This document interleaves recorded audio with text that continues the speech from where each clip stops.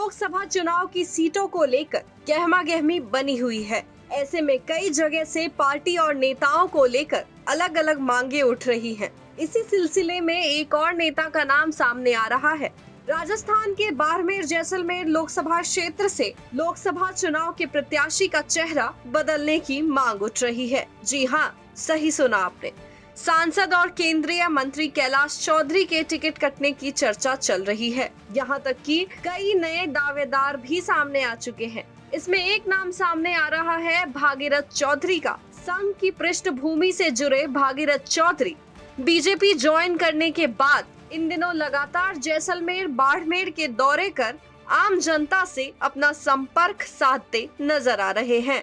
मैंने एक लंबे समय से 25-30 साल से इस जैसलमेर और बाड़मेर के क्षेत्र में गांव-गांव में जो किसानों के बीच और सीमावर्ती क्षेत्र के गांव में जो विभिन्न प्रकार के काम किए, कहने का मतलब सामाजिक कार्यकर्ता के रूप में काम किया।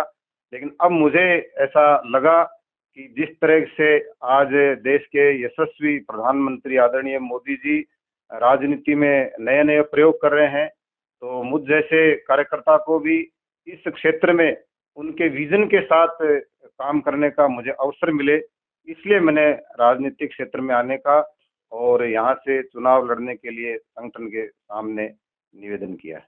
हालांकि अभी के सांसद कैलाश चौधरी की ओर से अब तक इस विषय पर कोई आधिकारिक बयान जारी नहीं किया गया है, पर अब जो उनकी सीट पर दूसरे दावेदार घात लगाए बैठे हैं, ऐसे में क्या आने वाले समय में बीजेपी के अंदर चौधरी वर्सेस चौधरी की लड़ाई देखने को मिल सकती है? वैसे तो अभी ये तय कर पाना जल्दबाजी होगी, लेकिन आइए सुनते हैं भागीरथ चौधरी से कि कैलाश चौधरी क्यों उस ढंग से विकास नहीं करवा पाए जैसा उनसे अपेक्षित था। मेरी एक जो कार्यकर्ता के नाते मेरी इच्छा है और वो दावेदारी है। अब किसकी टिकट कटे, किसको मिले, ये सब पार्टी का निर्णय है।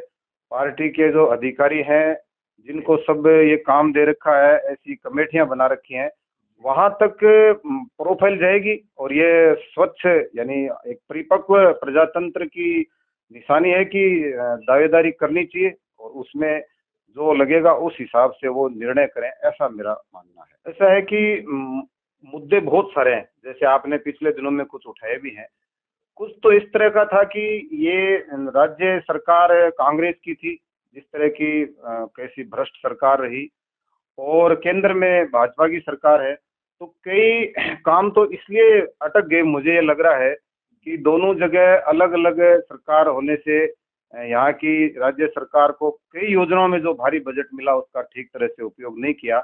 लेकिन अब जो दोनों जगह, जैसा मोदी जी कहते हैं कि डबल इंजन की सरकार होती है तो उसका परिणाम अच्छा आता है। भागीरथ ने राजस्थान तक से अपनी बातचीत में कहा कि लोकतांत्रिक पार्टी में होने के नाते उन्हें अधिकार है कि वो अपने दावेदारी पेश कर सके और इसीलिए आने वाले लोकसभा चुनाव के लिए उन्होंने अपनी प्रोफाइल पार्टी को भिजवाई है। बीजेपी अपने सर्वे के आधार पर यह तय करेगी कि किसको टिकट दिया जाना है। इस खबर को लेकर आपका क्या कुछ कहना है? कमेंट कर हमारे साथ अपनी राय जरूर साझा करें। ब्यूरो रिपोर्ट, राजस्थान तक।